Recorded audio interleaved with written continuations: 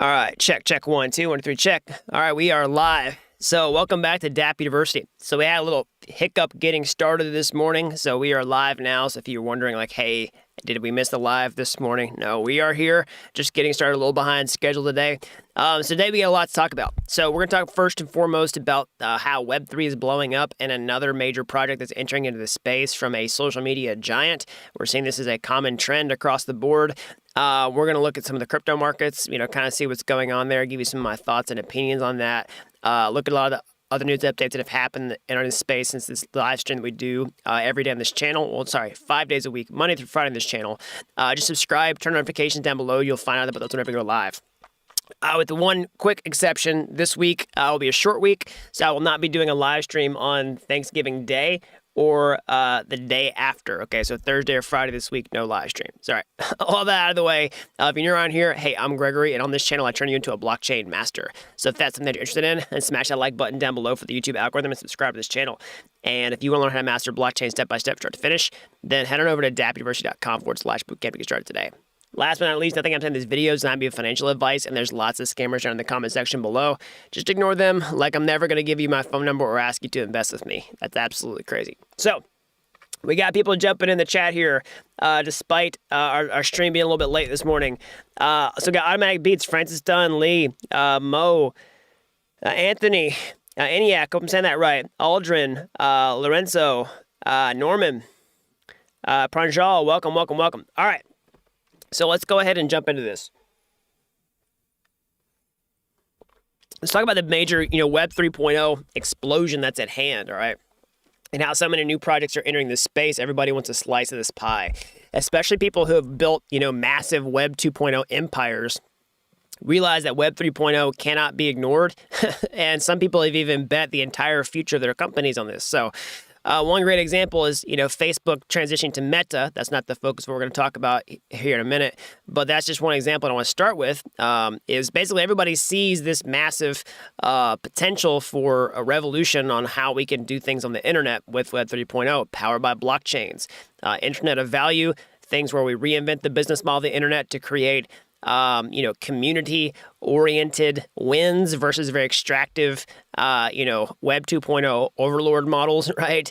So anyways, we're seeing that direction. Seeing more people realize this is an inevitability, and some people are saying, hey, we're going to start projects in this space. Some people are changing the direction of their companies entirely, like Facebook transitioning to Meta.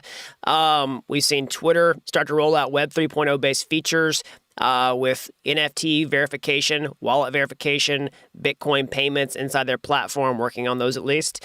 And today I want to talk about another, I said social media before. It's related to social media. It's not actually social media.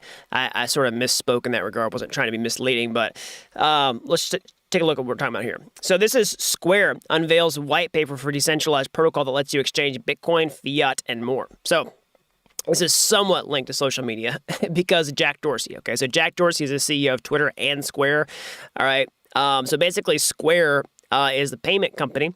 If you might be familiar with it, they started off with literally Square devices that you plug into like an iPhone or an iPad for point of sale products. This was huge for coffee shops, or let's say you sold merchandise at a local event. Maybe it's a concert or a farmer's market or something like that. We need to swipe credit card. That's how Square kind of got big. Of course, they transitioned over time into having the Cash App and a lot more. Okay, so, Jack's been a long time Bitcoin advocate, seeing things like Bitcoin being the future native currency of the internet. Has been very centered around Bitcoin, so it's no surprise that we see this effort to create a decentralized protocol that lets you exchange Bitcoin, fiat, and more. Okay, so Square's secretive to-be-decided project, which earlier this year was framed by founder Jack Dorsey as decentralized exchange for Bitcoin, has debuted a new white paper. So the 18-page document sketches out the design and principles and ambitions for the project, which describes a protocol for discovering liquidity and exchanges. Stupid pop-up, hold on. Let's kill that.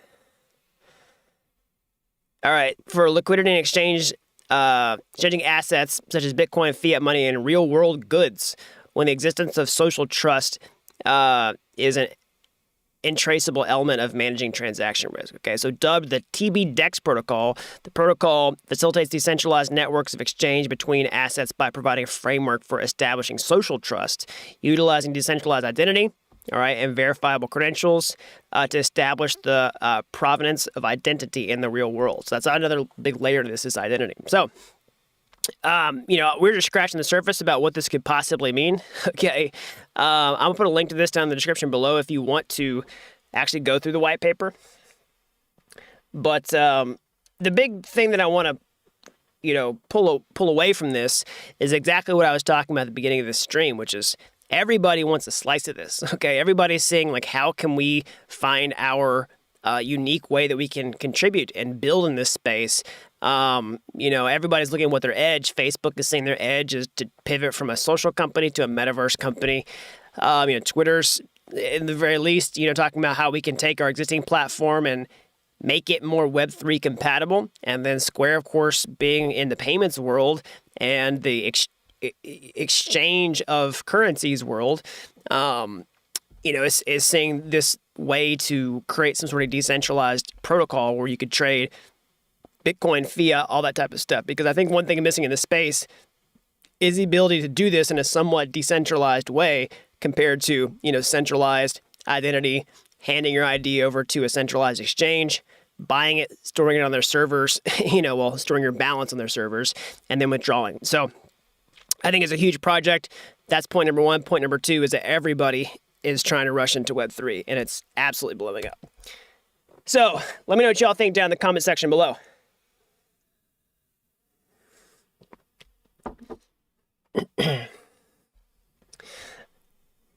All right, so let's go ahead and check on the crypto markets here. Take a quick peek and get an update. Things have definitely cooled off for the past, week or so. We sort of had this dump that had a lot of people concerned. So, what's my updated view on this? Basically the same as what I've been saying before, which is prior to this blow up, the market was starting to look pretty frothy, especially in terms of social sentiment. The crypto fear and greed index was at extreme greed levels. And typically whenever that happens, you're bound to see some sort of correction sooner rather than later. And I think we're getting it now. So I talked about what's the likelihood of what's going to happen next. Could we even dip further than this? It's possible. Do I think it's very likely that we're going to enter into some sort of long-term correction or a long-term top? I really don't think so. I just don't think we've seen anything crazy enough to scare people away from, making significant gains over the next several months still. If you see anything in the past, we have lots of these types of things. Of course, we had this here, but I don't think that's what's going to happen right now.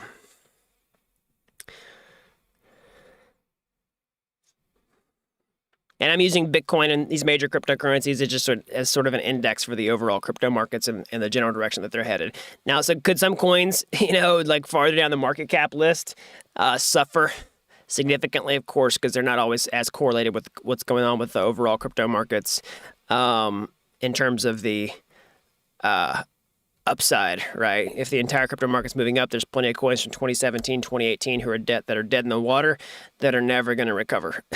So the same thing could be true if you get into something in this cycle that's very new and does not have long price history. It may not recover after we have a dip. So another thing that I saw come out that is significant, and it really is just the beginning of a larger trend that I could see playing out, and quite frankly needs to play out in order to facilitate adoption of blockchain technology is this, okay? So Binance opens layer 2 ETH deposits with Arbitrum 1 integration, all right?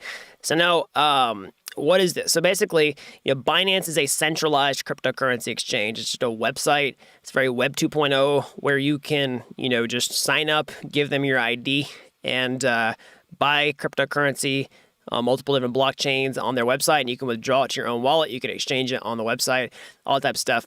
And they're actually implementing layer 2 deposits, so layer 2 ETH deposits with Arbitrum 1. So now...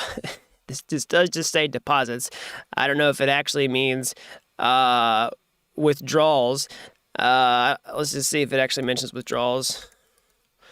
Let's see here. Binance stated it will enable ETH withdrawals on the Arbitrum 1 network layer 2 in the near future. So it's not, can't withdraw it yet. So here's the whole point. Basically, layer 2s are huge for the future of blockchain technology and Ethereum in particular. Okay, so Ethereum, is a blockchain. It's a smart contract platform that's, excuse me, has pioneered a lot of the major use cases for blockchains and smart contracts, DeFi, NFTs, all this type of stuff, right?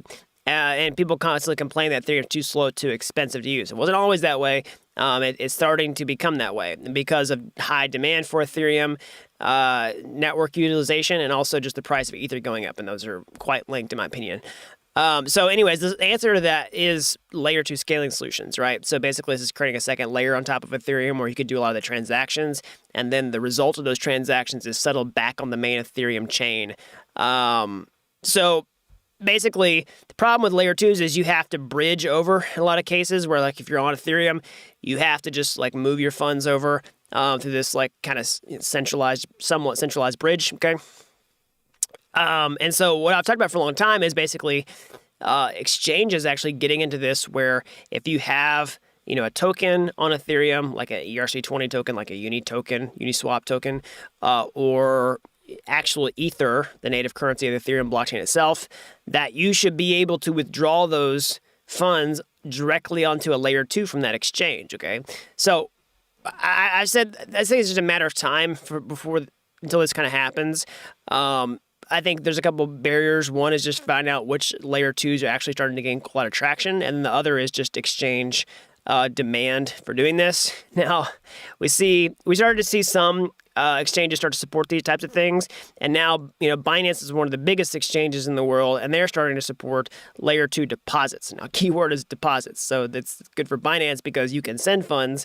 Of course, they'll take your funds pretty quickly, but they don't have withdrawals yet. So that's something you definitely want to watch out for if you're planning on using layer 2s with Binance. So don't plan on sending your ETH to Binance and then trying to use it as a bridge to withdraw your funds onto layer 2, because that doesn't look like it's going to work, at least yet.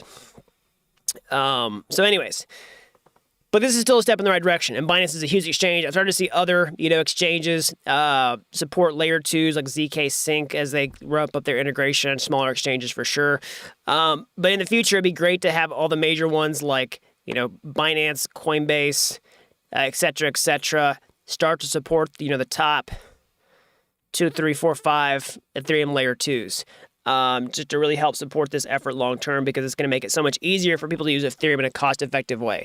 So the new user experience should be basically, if you're brand new to crypto, you want to go buy NFTs, that you can use those NFTs on Ethereum layer 2, and so you onboard through some sort of traditional way like Coinbase, and you directly withdraw to layer 2. You don't ever have to actually, transact on the main Ethereum chain, because you're going to get priced out.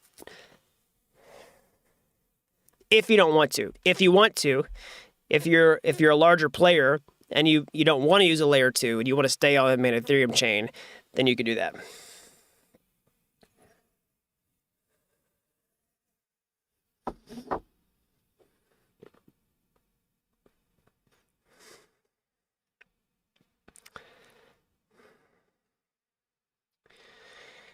Okay.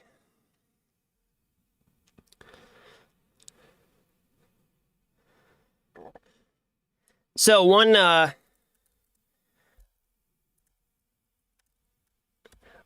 community matter for everybody watching who has helped us get to this point, but want to help us take it a step further, is we're still trying to get our official CNBC interview.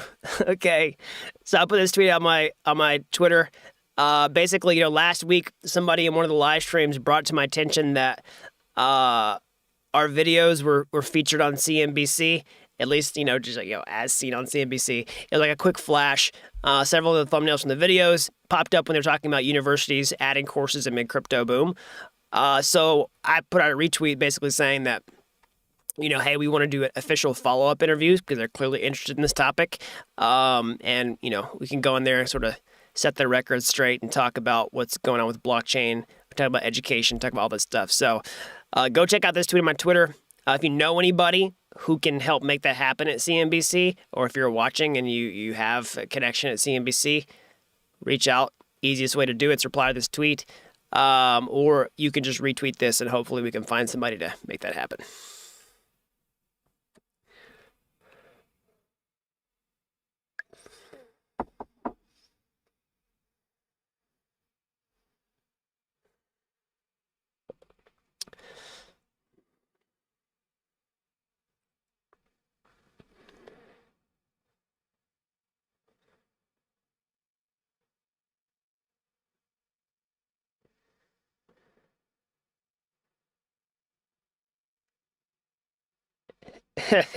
Somebody says, how do I program the metaverse? It's funny, programming the metaverse makes me think like it's like from the Matrix or something like that. Like, you ever seen the Matrix 3, I guess, where he's like the architect in the Matrix? He's the one who created it, sort of like the architect of the metaverse. It makes me think about. I realize that a lot of metaverse has a lot of dystopian like images that get conjured to, that come to mind, I guess. Metaverse might be the same way, kind of like the Matrix.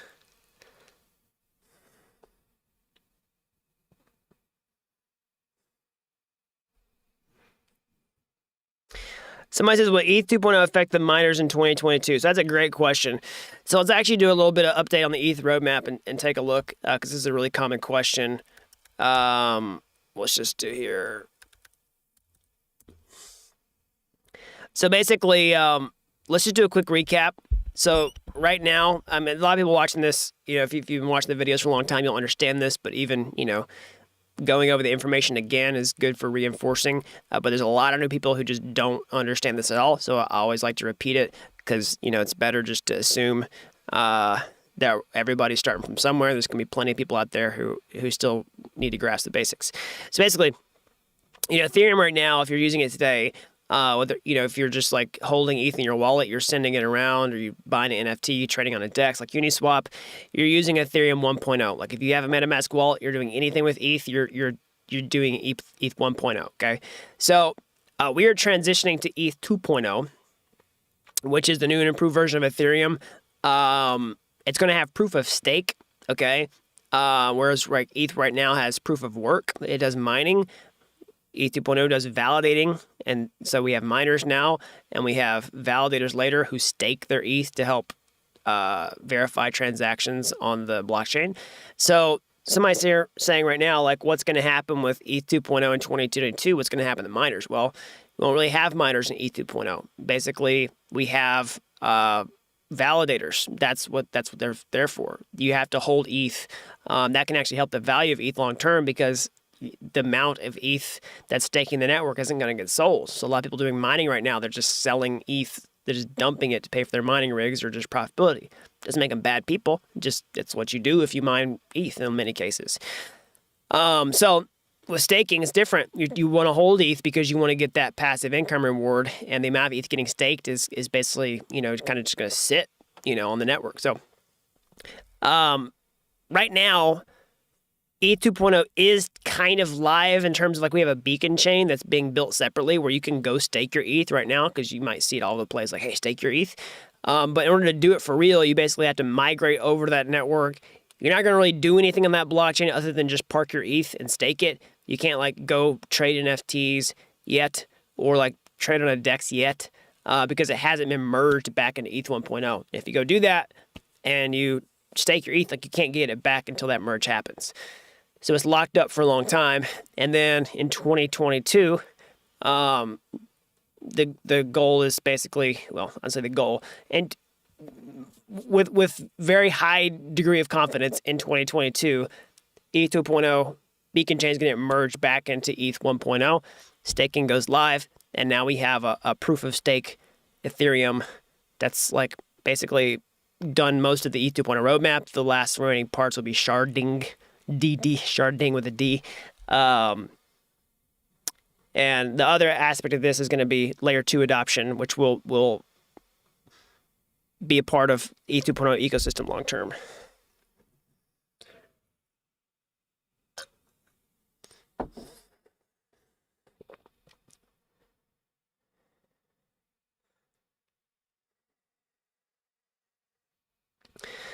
Will there be a decrease in security with this change? No.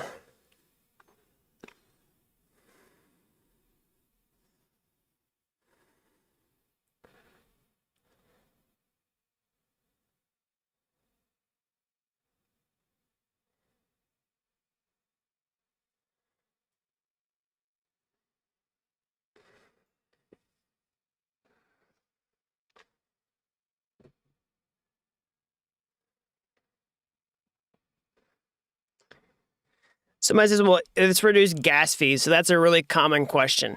So ETH 2.0 is not really going to reduce the gas fees in any significant way whenever it goes live. So that's really what layer 2 scaling solutions are for. Because like I said before, most people, like one of their biggest complaints about Ethereum is it's too slow, it's too expensive to use, but that's what layer 2s do. Basically, it gives you the second environment where you can make extremely cheap transactions very, very fast.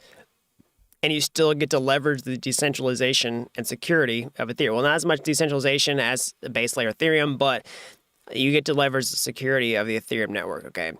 So that's sort of the trade-off. Because at the end of the day, with blockchains, there is no real perfect solution, okay? You have this thing called the scaling trilemma. It's a triangle where you have three things. Security, decentralization, and scalability, okay? And then you're always kind of trying to figure out what's the best trade-off I can get of these three things. Now, some people choose to make bigger trade-offs than others. Those are your philosophical choices. Different people have different values. The market's going to have different values that ultimately chooses the winners long term. I still make big bets on ETH because I think decentralization is going to be and the security and decentralization of ETH are going to be majorly important long term. For some of the bigger use cases of blockchain technology. Now, there are other blockchains, layer ones, if you will, that have compromised in some of these ways that ETH has not. I think these things that can have, use cases. I still think that what ETH is doing is a pretty significant work that's going to be very valuable in the marketplace long term. In fact, we can actually watch a clip of this if you want to that summarizes this pretty well.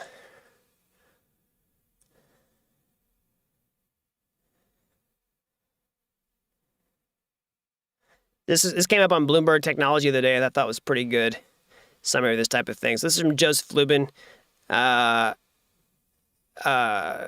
co-founder, talking about this, talking about Solana. Is Solana an Ethereum killer? Is a question I get a lot. Let's just listen to his response.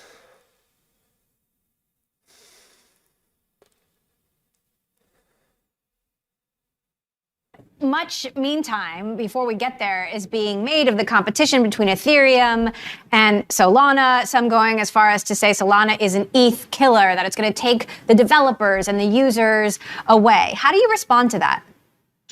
Solana is a wonderful technology. Near, Polkadot, Cosmos, so many of those platforms that like to think of themselves as layer one platforms are great technologies. They will be important as our ecosystem evolves. But Ethereum has chosen to focus on decentralization, and that's where you get trust from. So maximal decentralization will bring the trust foundation. And those protocols that are actually not competing with Ethereum, they're competing with layer 2 protocols on Ethereum. Mm-hmm. And many of those protocols will end up being layer 2s on Ethereum just because they focus on execution rather than security or even data availability. Those are the three pillars that you need to focus on as we move into the modular blockchain ecosystem. And Ethereum is the clear winner in terms of security, decentralization, and trust. And it's likely to win the guaranteed data availability layer. And then many protocols at layer 2, which benefit from the security guarantee of Ethereum, are going to get incredibly inexpensive to operate. They're already bringing thousands of transactions per second to Ethereum and cost effectively. So quickly, you're saying Ethereum, thanks to layer 2, will become more competitive to Solana. So I'm saying Solana has a chance of being a really valuable niche execution layer. And whether it sits beside Ethereum or on top of Ethereum, all these protocols are going to interoperate with one another. Solana is a cool technology and an exciting new ecosystem, but essentially we need different kinds of these decentralized database constructs, just in the same way that the Web 2 world has SQL databases and NoSQL databases and graph databases and different tunings of those databases. So Solana will subserve certain kinds of use cases. Yeah, so that was a pretty good explanation. Let me just pull this level down here. Yeah, so basically, he's summarizing a lot of what I was saying and, adding some different value for sure, kind of in his take on it. But I think we have a very similar philosophy on this, which is there will be, definitely niche use cases, which a lot of these blockchains can take long term, but it's very clear about what compromises are being made. Now, it's not very clear in the marketing necessarily. There's a lot of people who will just say something's as decentralized something else just to get you to use it. But that doesn't necessarily mean it's true.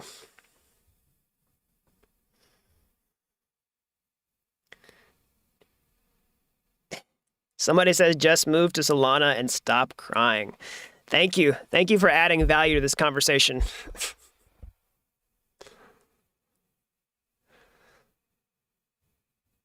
So this is what consider making a DAO to promote Web3 devs. We've got a lot of interesting experiments that are potentially in the pipeline, so maybe we'll add that to the board.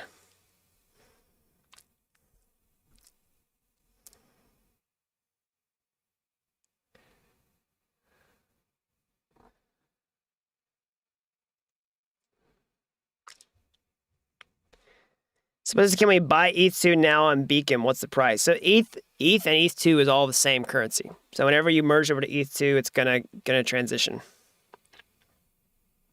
So what about those gas fees though? So I think you haven't watched the rest of the live stream before this point. So go back and watch that again.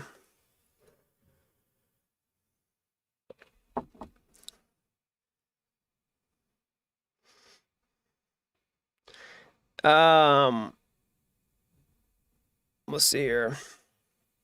Will ETH2 be complete and all merged? When will ETH2 get complete and all merged? See, that's a good question. So basically, I don't have a strong timeline on when sharding will be completed. I'm not sure exactly when it's going to be. So as far as the merge, that's the next major phase on the roadmap. The goal is to have that in Q1 2022 from last I heard. These things notoriously are hard to finish, especially because of how Ethereum's developed. So, would not surprise me if we go into Q2 2022. But either way, those things are a lot closer than you might think, especially in terms of this technology taking off and how hard it is to create something like that. But that's my expectation. All right, everybody, that's all I got for today. As always, smash that like button down below for the YouTube algorithm. Subscribe to this channel if you haven't already. There will be some videos out so the more people learn about blockchain. And if you're as fast at this technology as I am, you want to get your hands dirty, how to get started today, well, you can go to my YouTube homepage. You can find my free courses there. They're like Udemy courses, but they're totally free. And if you like those and you want to the next step, or hey, maybe you want to take a master shortcut entirely, I should become a blockchain master step-by-step, start to finish, over at dappuniversity.com/bootcamp. You don't have to be an expert to get started today. I've helped people with zero coding experience become real-world blockchain developers in a matter of months. So that's all I've got. And until next time, thanks for watching Dapp University.